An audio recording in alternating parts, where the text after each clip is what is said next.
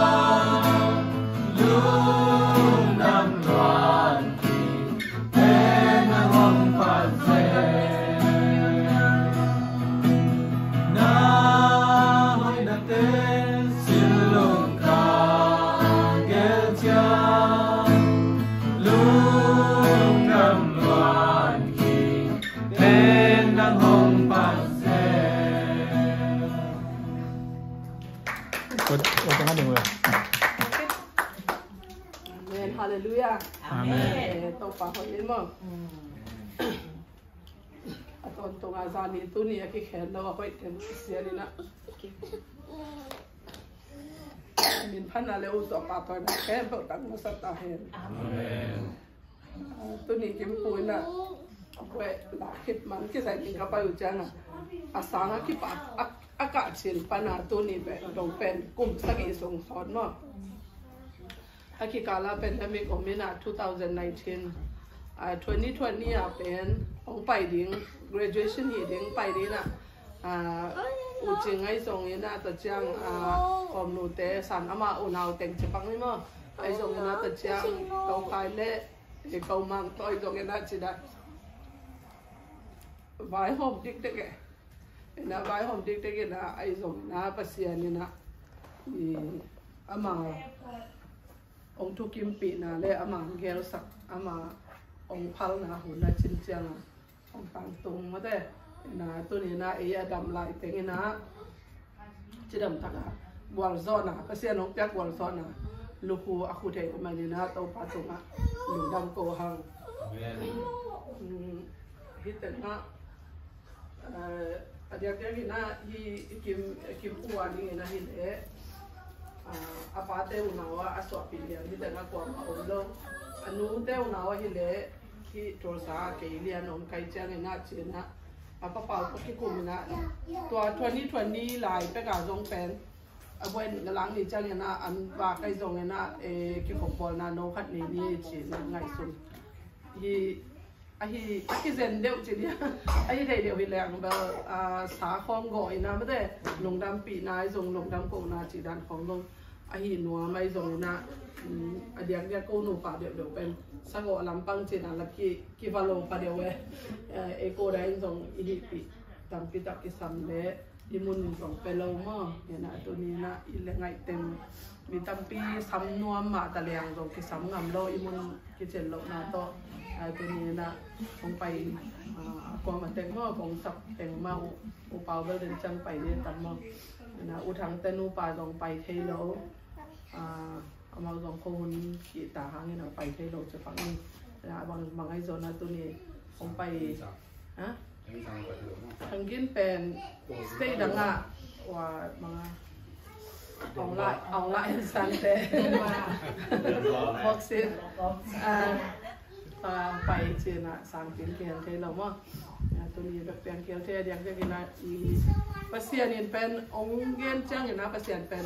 khial sak vet keng mo tu ma kim pu pen ji dei nai vet loi na hi ta nga ka chil ai ta mo wa yu ki pan ni chi ai ta na ka nu ta wa chu nge ne to ven pasien ho pen a wen lak cha nga pen ai in kon tong pai ding che a si la ta to che na to lai ta ka pen go u hak pian ne u hak pian chi ni ayang pasien in ong gen pen ong tang tung sak ka che mo to ni na a wen lak pen ong ki hal to na a ji le a ta to in kon tong la the yong hi tak pi na pasien tu azong ka lungdam gwalzo na pen pasiana gwalzo na pen pasiana min than na pasiana na ke to pasien tu ni na pe ki khang chi to mungkin no mungkin na ko apa pa ai zon ke kai zong mo kai ko in kwan tang in na zong kim fu te ya nyumi pan kim te zong na ya bishop khatis ai zong na pai me mal kim khen to ngan na pe kun Topan Topa yung pagyap tahen si lungdam ko wele kisa mo malala ang papawan gene no sadam cái dòng master kalak lại ta cả ta ghen lộc tú băng anh ấy kể cái hiện trạng à mo in sáng cả bên cung tầm trăng sáng cả bên abai hiki in MIT mới đây hiang gồm mo MIT nhưng mà theological sáng master kalak lại là cái nào rồi pastor bài cái mi sama tuân về ya US bel kisam cái ayang Singapore pek panang pai jangan nak kim tu zong nangin na natung nate Topa na mate ulung kim pi ali manila tu zile tate to boy la thei na Topan ông coi hi manina to ulung dampi ma maing chi to ông gen no mi nge Topan mai la mak nasib na bawlna te kem pe Topa ông bia hen na tua sáng ngày na tăng dây rồi na Topan ông răng thang hen chỉ cô in quan cả chung ngày nào ye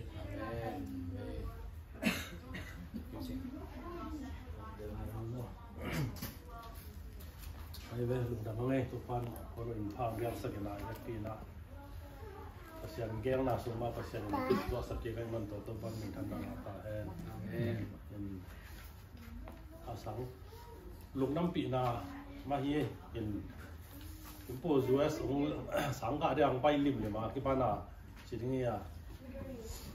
i bo wa ding zong thei ma de phung ga sang ding ai zo a ina aman ong lu thei na Topan na chi ma ni to zo to ma phung gen ma na kai nei ma bong chi le aman thu dik na ong nei sa ke na ong vei zong vei nya sung ta kyang ho zong gen sak nya pi na chi dan pai sia thu vet na ma to pan pi pe nin ka mu dam chung ma chi to na ong ko ma sa ni na chẳng sáng rong vào lại khó cái nọ cũng phải nghe ngay thấy lều chừng rong cái năm tiếng ai rồi mà xem kiang nào còn thêm vấn đề xem kiang nào cái kia khẩn nên là sáng ban thi em được trực trong bay tầm mò xóm được quá xóm nhị của mang bay thì tôi chỉ được tổ chức làm chuyện tôi cũng cáของtrên là do bao nhiêu là cũng phải thay đỉnh chỉ cả đó trong lungdam biểu chỉ mò nghe thì nghe như đang đan pháo à rồi đang trong rồi phá bia đạn cũng lẹng bắt non kế sẽ đầu chín nha sáng cả lại khó chỉ một thầy giáo luôn đông rằng thầy giáo lên là nhìn phát hiện này mà anh em nó cũng là trong quả rõ bì là hiện là mà nhìn chỉ mau một cũng dòng tận răng nhạt cả chỉ mò lungdam pi na to tanggen nye le me le ma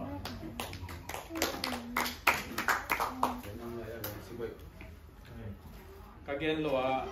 lùng nộp lỗ đúng không thì là cái gì mà tiếng à vừa rõ bên đi anh điếc điếc à mà chỉ thấy là nó tóm trong graduation xuống ai ông chẳng nộp cái sao cái work cái mọi Christian University khada pasien ni mi zat mà amun tun ma trong nêu lại cái giá mà Robert khá điếc điếc cái khá pu khá là hiếm rồi tua tiếng à nộp chỉ tắc cái na tu ni giảm thế mình lungdam tua chẳng cái na điếc điếc cái na kim pu pen sáng nào quăng về kilo na điếc điếc cái câu in quan điếc trong thu phang hình nhận mà sáng cả sung in câu bằng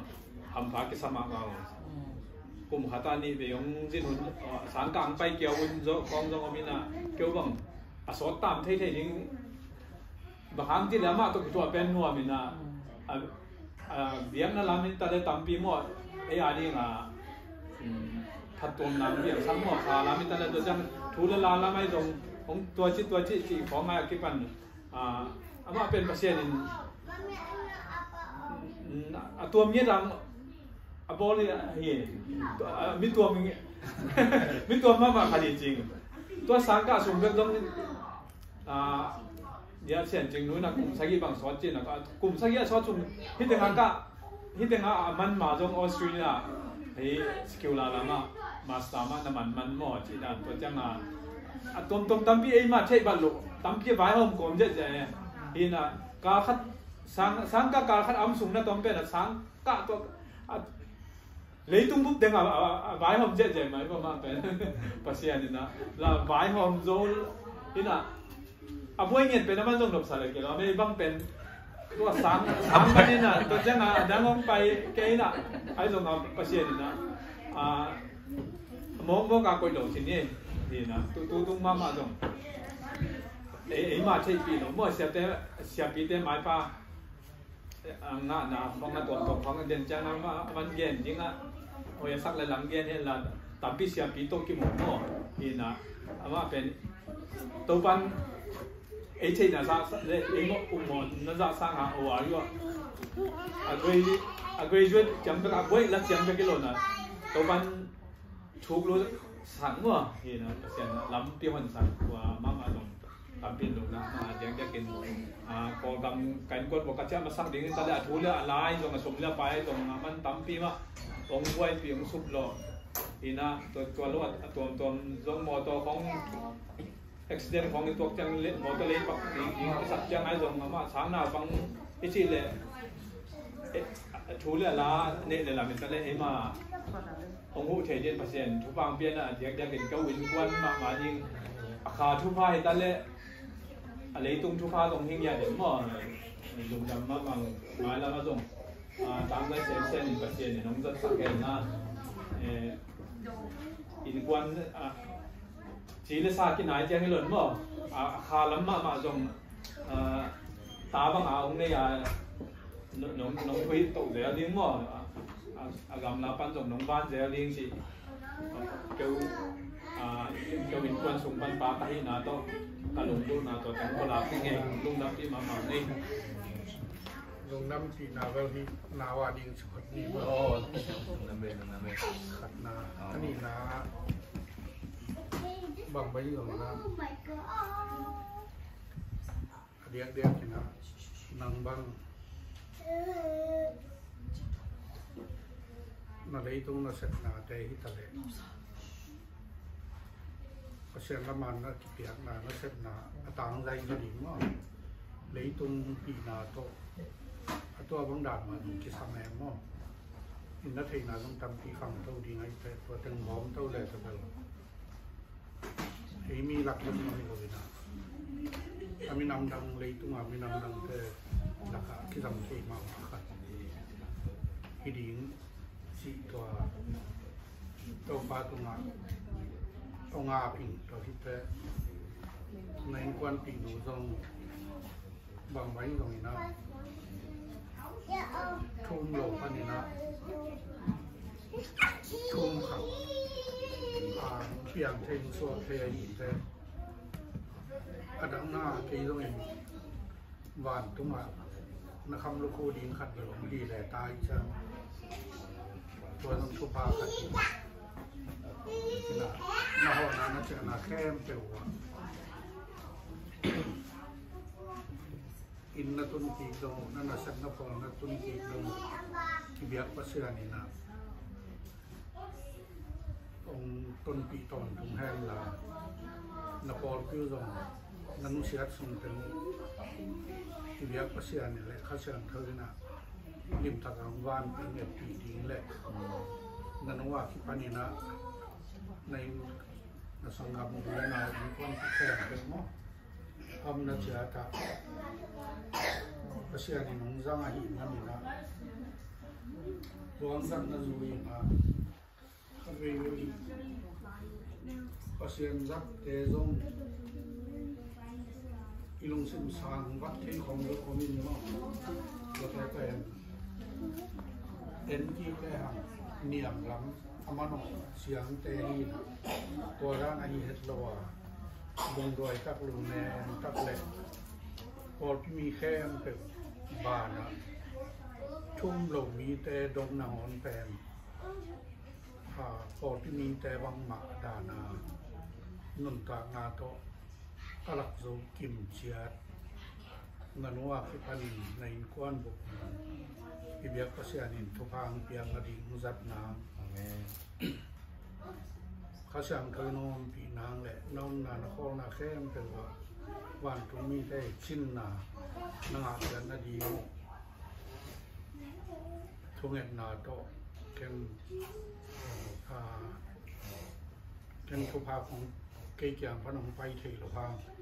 ที่เบียกภาษานินตัวตัวไปยิสุมิสวาหินะเน็ตสักลิงอาเมนอาเมนเย็นต่อเย็นนี่นะจังเสียภาษานี่มั้งมันอุ่นจังเห็นละทำเป็นกูตั้งมาเป็นจังให้เกี่ยวมันออกสักเรื่องมันเป่ามันเป่าสวสักเรื่องต่อเป็นตัวนี้ไม่ได้ใครเวลาจะตัดนูกำมาของเป็น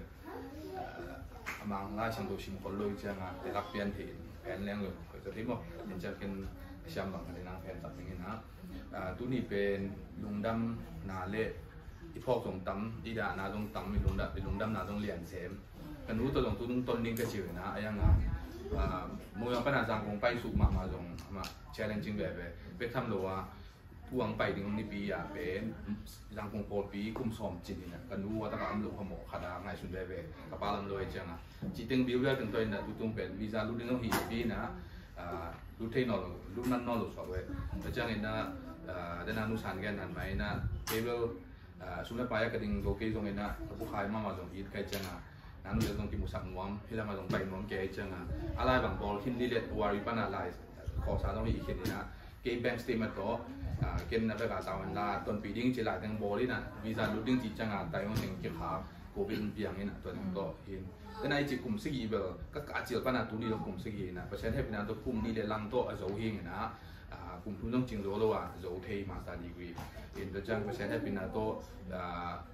เวลาดึงลงเป็นนุ่งแล้วมันต้องขัดเวลาดึงจะเห็นเฉียนเดี๋ยวตัวโกเฉียนเดี๋ยวตัวละครยังอ่ะซีนเปียนะก็มีบางบุลเลตินสมาปาสีใส่เนี่ยยังเก่งไปโจโล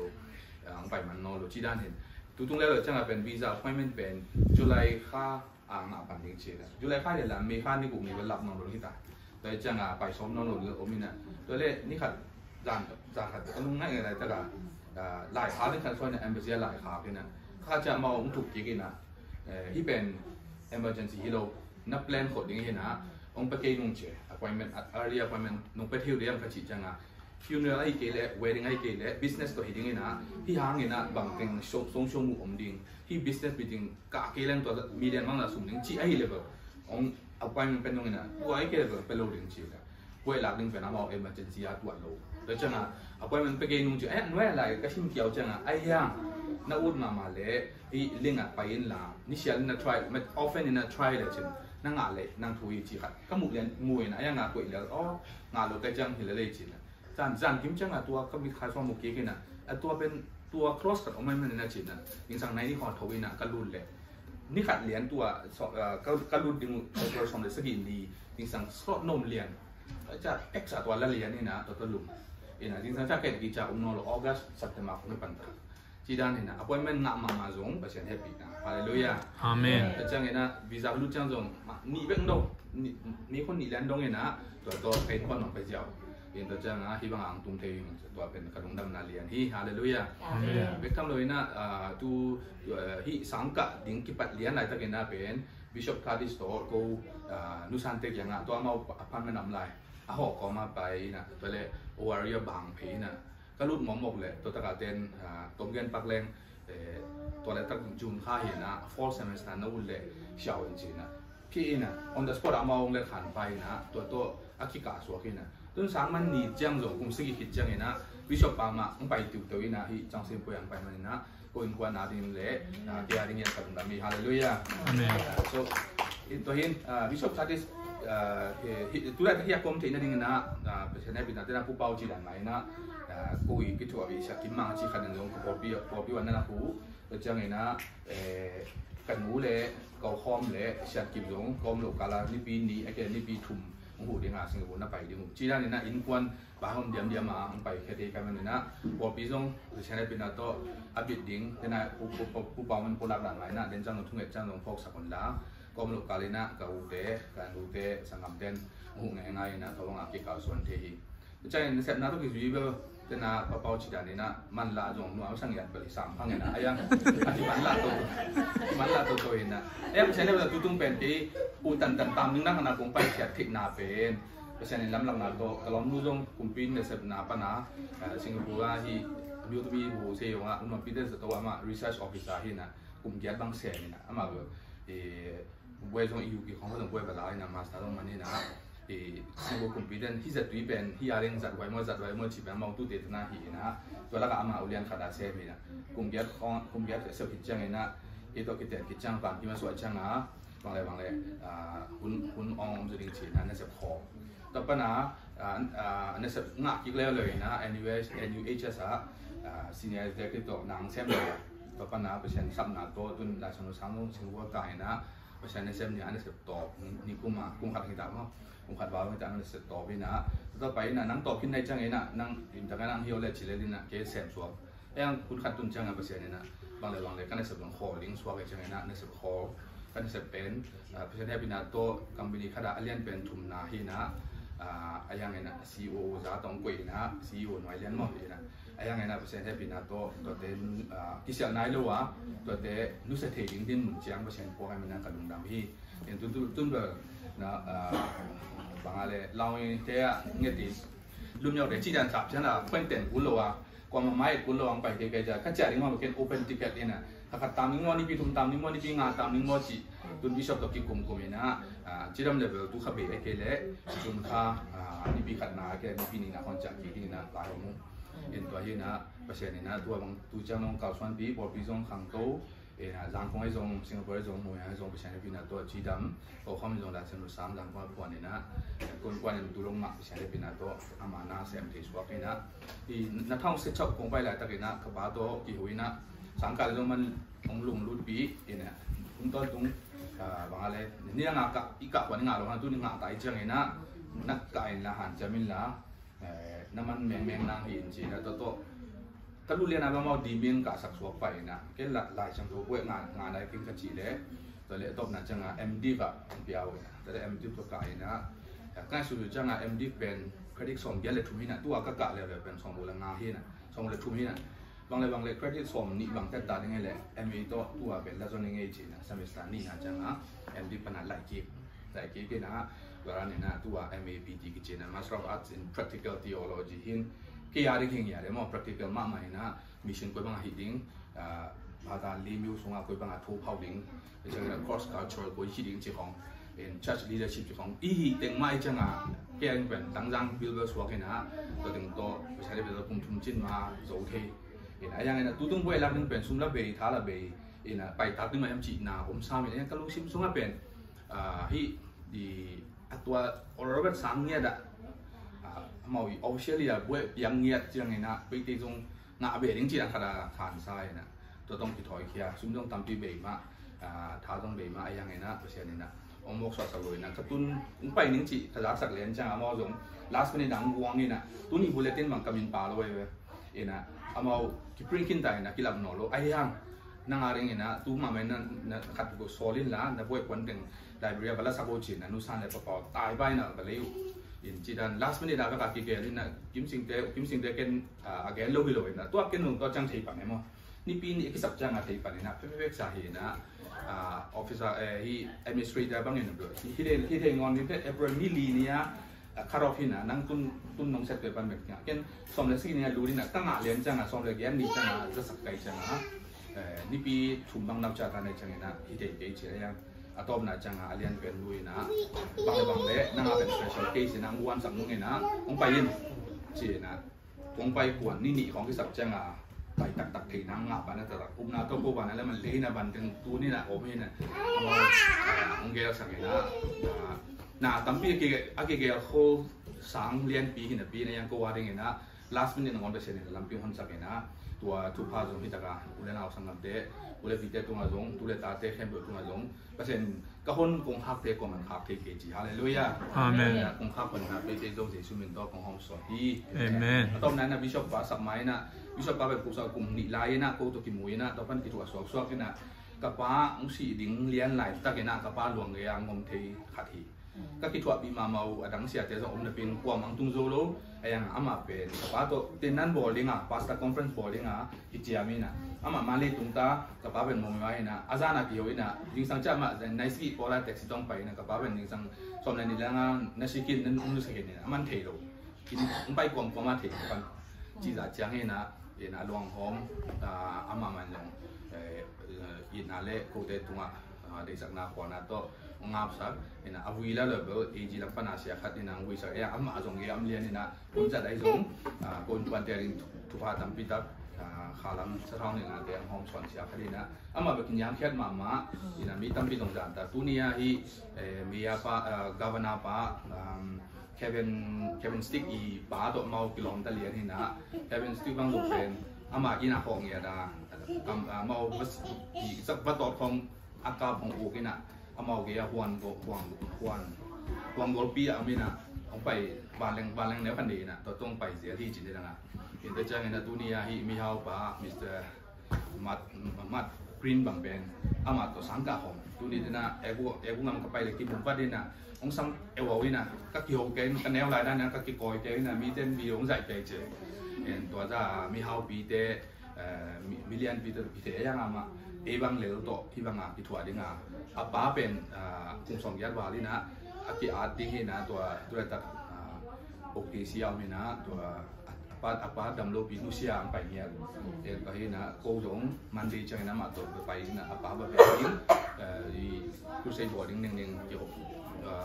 มาเรื่องกระส่วนนั้นเกี่ยวกับกลุ่มนี้นะอามาตัวโกกีเซียไปนี่นะแต่เช่นนี้นำเลยตัวตระการขัดจานที่ทำนี่ก็ยังพูดทางเทคนิคของหอมเปลี่ยนไอเทเลจีด้านนี่นะตัวปั้นแบบกูยังไปจริงๆนะORU ว่าเรียนมิเลียนทุ่ม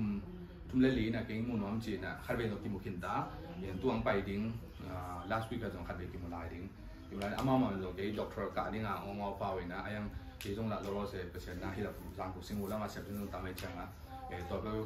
ออนไลน์ที่เราเซลล์ไซน์จีของเกี่ยวนะตัวของที่ปลุกดึงเอามินจินเห็นเปอร์เซ็นต์บางด้านน้ำก้าวส่วนปีเดียมเบลเทอย่างนี้กูเรื่องกูนูตากูบางมาจงอาจจะมาสั่งอ่ะลำไอจงนี้นะเกิดนายจงนี้นะเขานายจงประมาณนี้หรือยังไงนะเช่นตัวนี้ลงเจียงเลยตรงเลเวลเจียงอ่ะมาใครแต่มาเวลเล่มั่งเช่นนะของพวกโตนะที่แต่ห้างนะแต่นะผู้เป่าชีจงกระลุงดำกินยาเพียรเซมดิ้งให้ดิมสักนายโลดิ้งนะลาเมนเซมดิ้งบ้านยำสักโลดิ้งitu nggakสร้างเลียนโซ่เปอร์เซ็นต์จะตัวตั้มปีอมหูดิ้งตั้มปีอมมาบางนะตรงตั้มปีเปอร์เซ็นต์นะหูดิ้งตรงพวกลายฮาเลลูยาตัวนี้นะก็แก่ตั้มไตนะsiapa samdiนะ we would like to welcome Bishop and it's such a privilege and honor that I begin this journey with you as we get a road trip to ORU and I get my enrollment and now this is the time that you celebrate with me again 7 years later. So I appreciate that, and he's our great man of God, and we honor and we welcome him. Let us give him a hand. We welcome you and the word of God. Thank you. Oh yeah. I will insert for you. some of them they prefer to be translated. Sure. Sure. And Di nya di ma chu su re tre chi su tin ne nong welcome ka lungdam. And it is a special day for us and celebrating so much this graduation. Tu ni pen buat ni di ben bek Halloween celebrating tampi tak hi. And I love Pastor Kim and Yomi and Van Kim and all of their family so much. Tin pun yang Yomi ada orang bagi mana kain mama, no se pen pekongin mama hi. And it also includes all of you as well. Kita kam pen pekongin ding. So this is a time of great blessing and great thanksgiving. Tu ka lian pi ong luan na kun pa ka hi. And many things in my mind. Kalau sing soal lian ning tampiom, kapok tampiom. I wasn't expecting today to be so special and so powerful for me. Tu ni hi buat ni ben kong pai pen. Hi za ding liang in saking ina pasien ni bang lian na le pasien ni lon na tampi kanga. And I knew before coming tonight that the Holy Spirit was speaking to me about being led by the Holy Spirit. Pasien tu ina ong makai zia, pasien tu makai atu pi zia pen. Tu sum aja na zan ni na pasien na nge ni. And I was going to share with us about the importance of being led by the Holy Spirit. Pasien tu lam lang na i tu pi zia pen tun tong chikan hom son mami. And as we go forward in our lives and even lifted up by God, it more important, not less. Pasien tu kalsuan in leng, pasien tu kalsuan pasien lam sang sem ina. Tu jang ina pasien i lam lang la ki sam sem hiang. And so I have a few testimonies I can share. I already told some of you that just this direction across the river, when I was 4 years old, my parents started a church there. And I was here until about age 10. And started other churches around this area. And over the years that followed, we were a church planting family. But also my family started a ministry of evangelism and missions.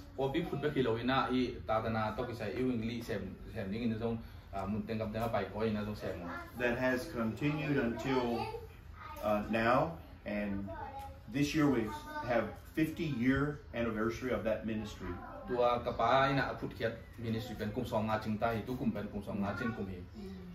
It all began here.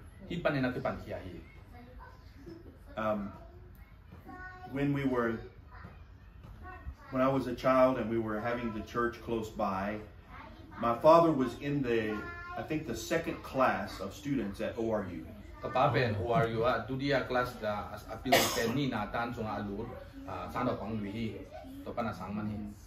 And my mother, she worked for Brother Roberts.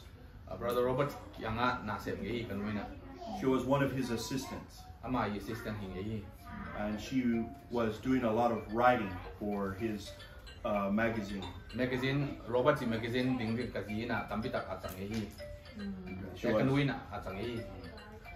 She was working at the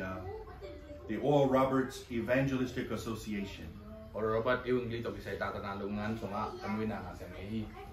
So moving forward, when I was 18 years old, I came to school at ORU.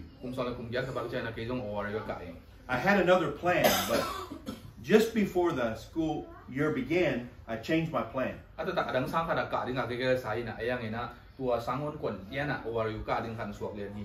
The reason why I did this was I believed the Holy Spirit was leading me. My first big step in my life of following the Holy Spirit's leading.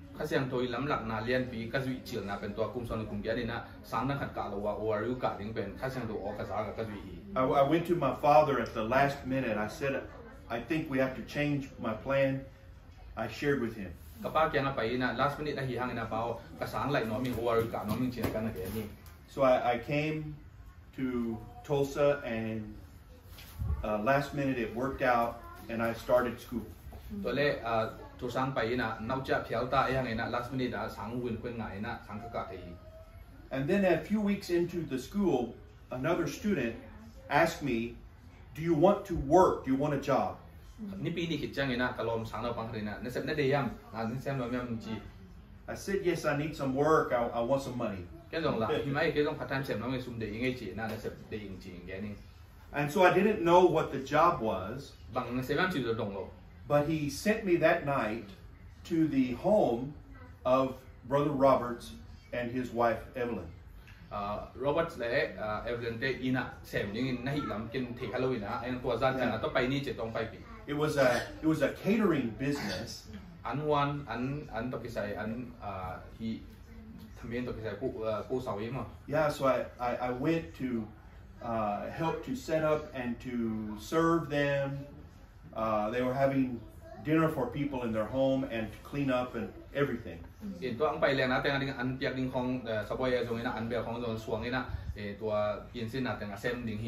So the supervisor was very surprised when before we left the home, I was having conversation with Brother ORU Roberts and his wife Evelyn in their kitchen.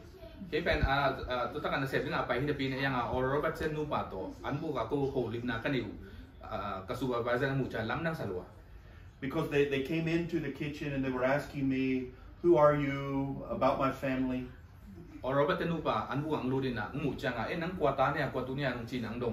And also my grandfather and Brother ORU Roberts, they knew each other from when they were just young boys, really.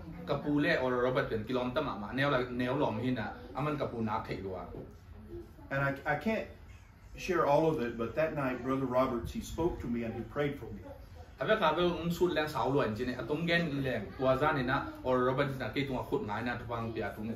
And today at the graduation, the president was remembering the vision of ORU Roberts. ORU Roberts tunga pasien jak vision tepen tua leshi president paina jamte lain tua teng tuning pulang mohi. He said that our students will be like seeds planted in the nations. Isang na ORU Roberts vision pen isang na bang tepen leitung bu ba khai ji bang ina om ding hi hisel ding hi. And they will take the light to places where the light is dim. Pasien ni mei wa amiang na akil atan jo melum na isang na bang te na pasien mei wa king ning hi am sak ning hi. And they will be a strong voice for God in places where the word of the Lord is weak. Pasien o akizanon melo gam deng lei tenga isang na bang te sang tuak te na tua ta ka pasien o nakita kina tang ko ding. And that was the kind of words that Brother Robert spoke to me in his house that night.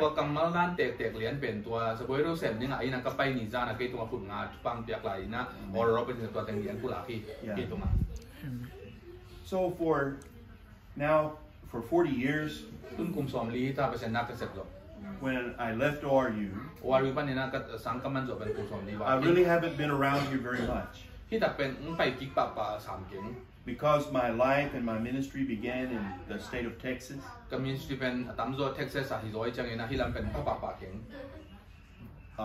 As a pastor, also doing mission work.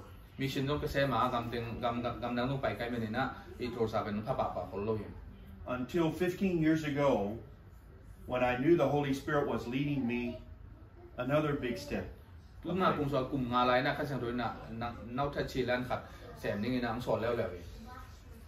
I had been studying Daniel in the Old Testament. And I was noticing how that Daniel had a big test of his faith when he was a young man.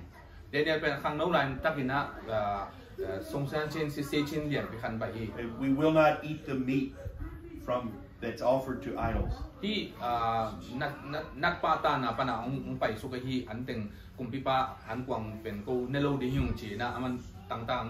And through his life, amai nun tang na in lang other big tests. test ben khat to man loi nang pai to But he would turn to God and he would pray. God would speak to him.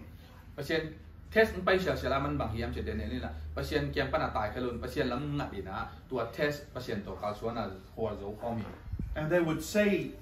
Daniel has an extraordinary spirit. la sia lu bang che de dai la ina ama tabawa lon win yin nei hi je One of the kings said, he has the spirit of a god. kumpi li sunga kumpi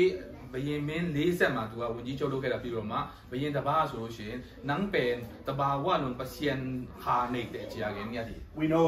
Daniel did not have the Holy Spirit inside of him like we do. ตัวอะไรตั้งแต่นักข้าศึกดูกี่บสุกน้าเลยมันนี่นะเอ็นนี่บางนักข้าศึกดูเสียนี่นะอิสุงาอุ้มน้าเลยจังนี่นะได้ล่าเป็นเอด้านนี่นักข้าศึกดูตัวกาส่วนที่น้าเลยหิมะเสียทะเลอากุมปีไปนะนักสุงาเปอร์เซ็นต์แต่งี้จีบอกี้ But by God's mercy and his faithfulness, he would speak to Daniel and lead him. อินเปอร์เซ็นต์อินะตัวบางนักข้าศึกดูกี่บสุกน้าอุ้มน้าเลยพังนี่นะเปอร์เซ็นต์อินปากตลอดมันนะอามาข้าศึกดูบวงนี่นะปิลน้าเล่เสียมน้าเต็งงาฮี What was required, Daniel had to obey. in ตัวเต็งแค่เป็นไดไลน์นะเปอร์เซ็นต์ทูมังนี่นะอุ้มกาส่วน What is the good if the Holy Spirit is speaking to us but we are not following? ข้าศึกดูแบบโง่ปีมาไอ้ยังจุยเกย์แล้วเขียนนำเราเลย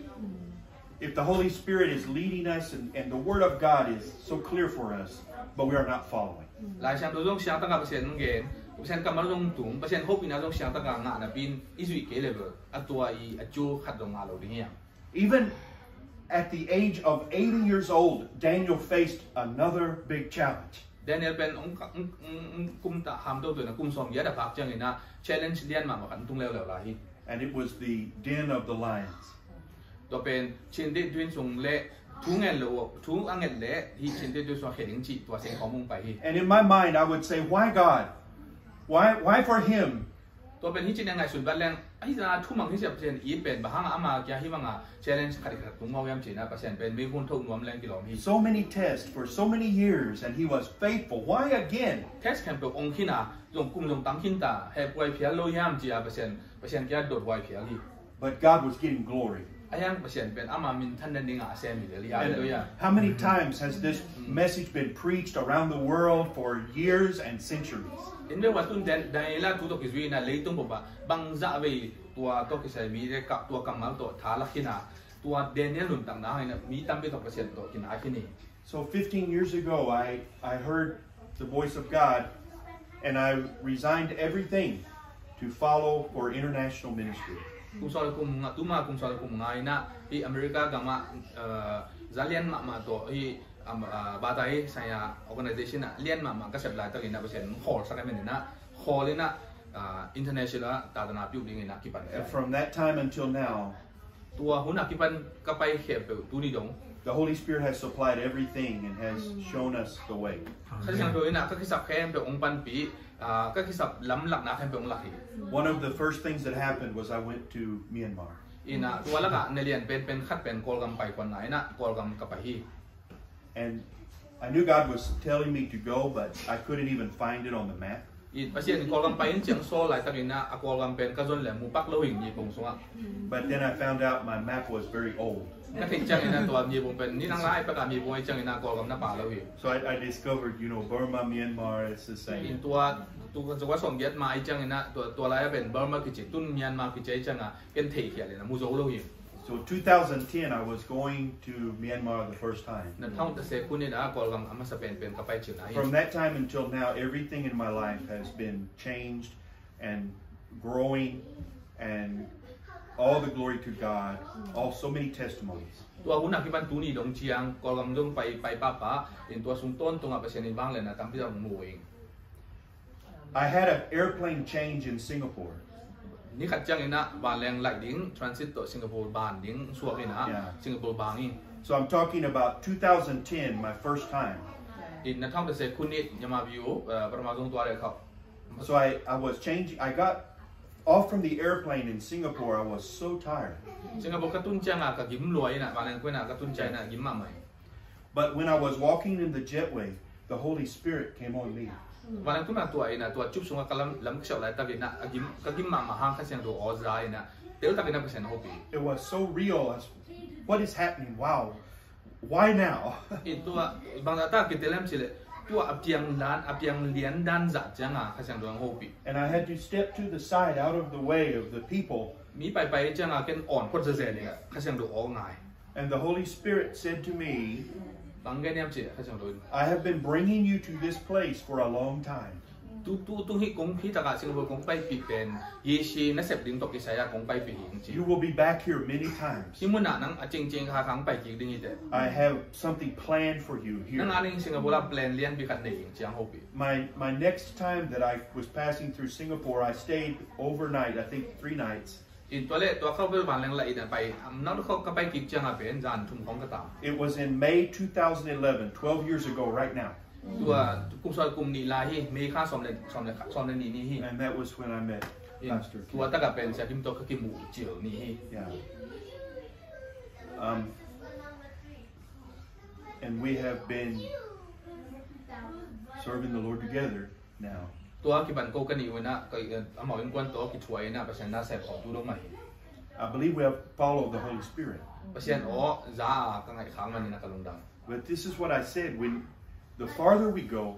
Kaya na pasien to ikal suan sem chiang ina. and the higher that we go, Pasien to pen kiam suk chi bang lo khang to hi zo hi. and some of you here in this room, Kita ka ngom ulan au teo. I know it's just a few of us, Tam kol sam han tu ang ki ka kom te. but the Holy Spirit is also here. Ayang itam to ki sai lo ka sang ya om nya hi.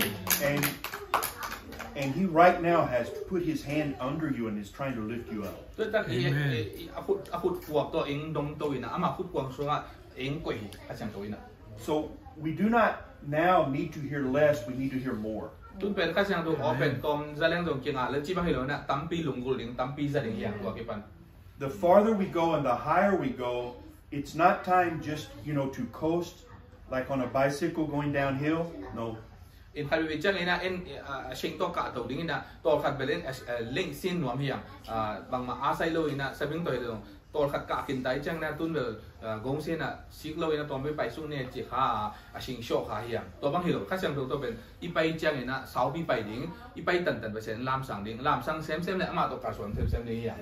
Amen. It's time to, as we heard today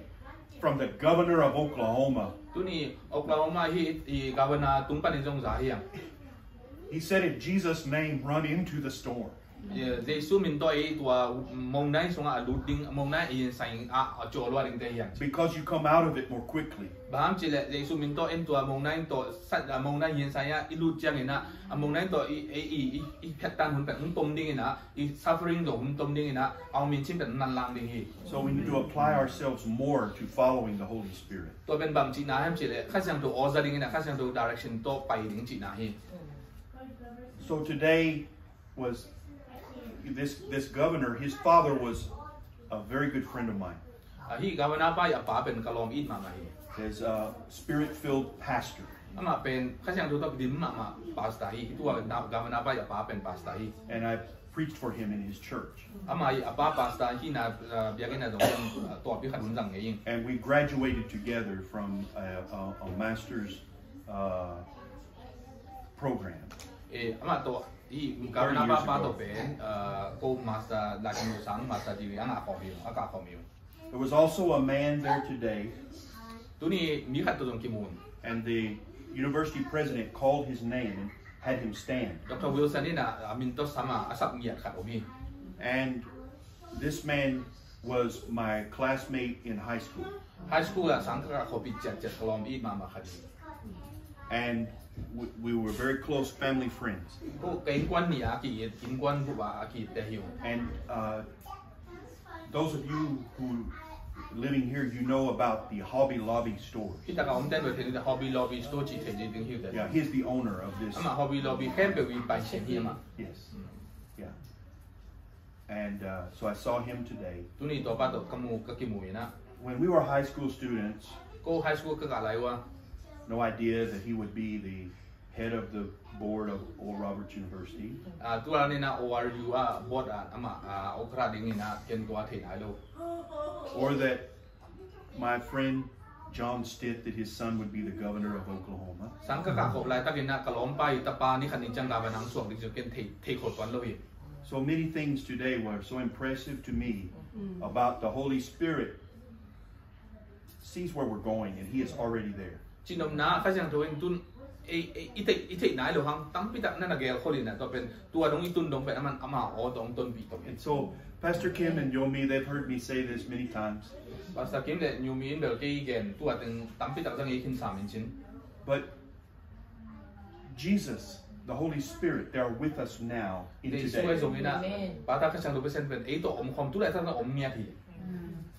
But they are too big for today.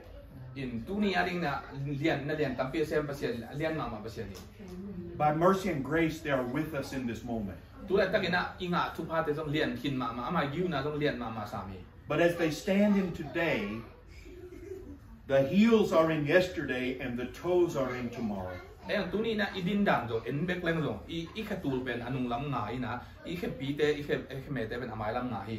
when we are in the presence of God, and we are sharing and we are feeling lifted up, I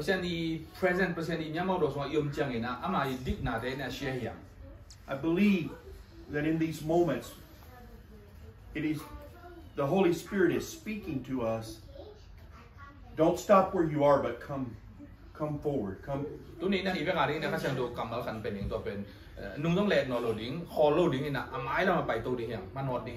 Because here in your future, you are more blessed. Amen. He is saying to us, here in your future, you know more. In tua future, you have more. The last time I was in house service in your apartment. Now able to be in your house. Yeah, next time in your bigger house. Amen. The Holy Spirit is in our future now. What are we feeling? What is it all about? It's just saying, I'm revealing to you the next step, take it. Because here in your future, you are more blessed, you know more, you have more. And you also understand why I was talking to you back there and what I was doing.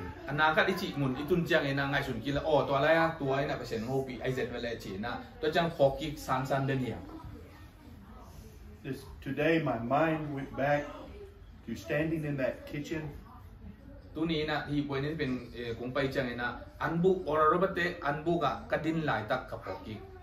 In my mind I was thinking, can we stop talking so I can finish my job? I need to go study. I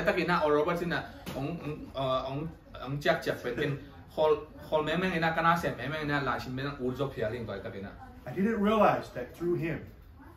the Holy Spirit was sending me into my future to the destiny that I was born for.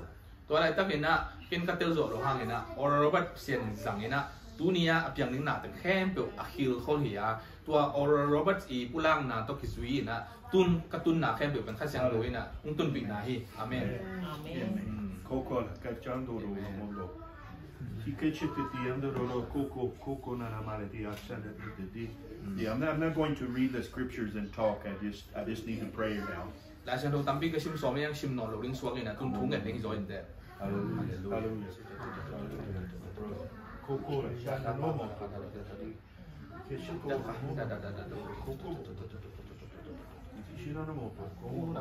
Humble spirit. My brother, so blessed, so wise, and full of the Holy Spirit.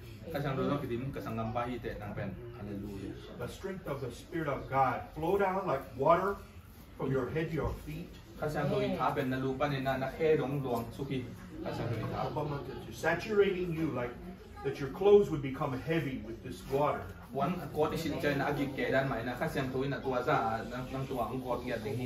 Refreshing you even through the night. Amen. A new rest, a new peace. I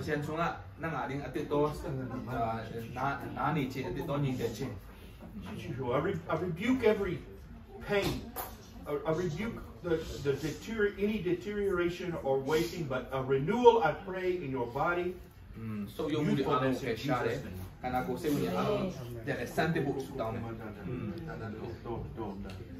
Hallelujah. Hallelujah. Hallelujah. Hallelujah. I am praying for the lifting of the Holy Spirit. And so what this means, I'm not sure, the lifting of the Holy Spirit. Even your reasons for being in the U.S., they are more, and they are more important. I mean, there's multiplied. There are multiplied reasons and more important than what you have dreamed. US nong pai nuk chia lai na ngai su ta na le tu lai ta gina na ngai su na ben in leng ki khai ma ma ta hi nong pai chil nong na ben dia chen khat khong be em tum ben na sep ding nai na gel tam pi sem ding hi. Amen. Amen. If I can, I feel I should lay hands on the men. Please, yeah. Put ngan no ming no na lung gu le. And the anointing of the Holy Spirit is removing limitations. Hallelujah. The anointing of the Holy Spirit is removing boundaries. I see fences coming down. And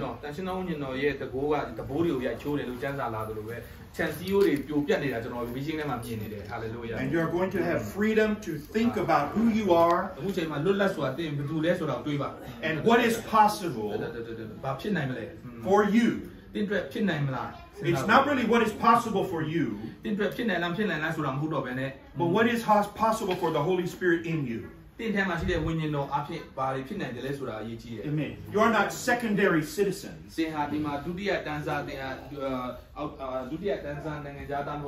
But God says your seat is in first class section. Amen. It's a bigger seat. And others are going to serve you. I really believe this is an anointing of the Holy Spirit for the purpose of God, because He wants to show you off. He wants to make examples of you for His glory. And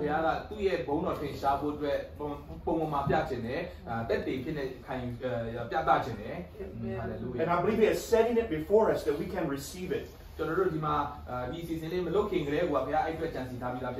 it's by God's grace. The grace of God supplies for us. But by our faith we pull into our lives. So, in Jesus' name, I pray a manifest of a gift of faith now. Faith that we don't normally have. But some are receiving this gift of faith for this moment. So don't hold back from saying, God is doing this.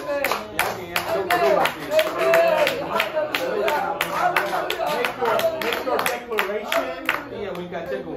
and receive it in Jesus' name. So now there is freedom for everyone to lift your voice however you want to.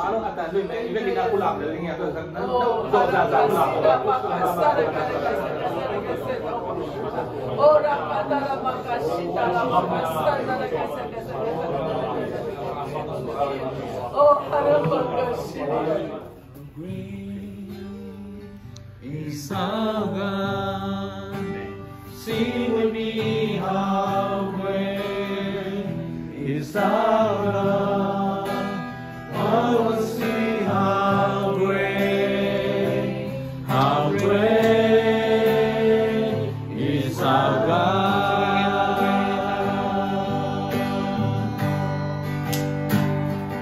How great is our God. Sing with me how great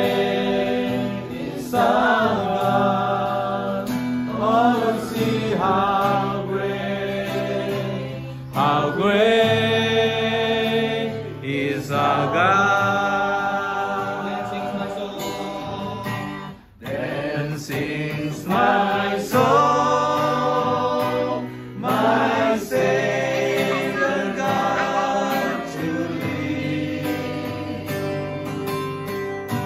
How great thou art!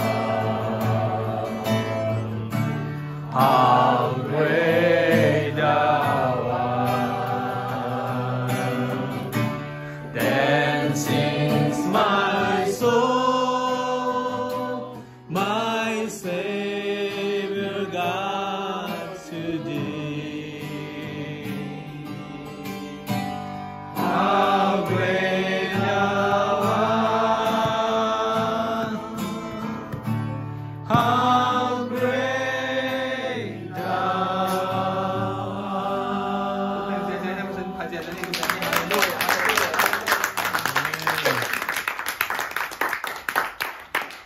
Song Sam Jimala do Pa Kamido Mitaro. Taro Pia Jesu Gunaro, National Pia Meta Puelan Piapo Sound Jindi, General Alogoma, Kumasai Kala, Sibia, Dishi, Divasido. Amen.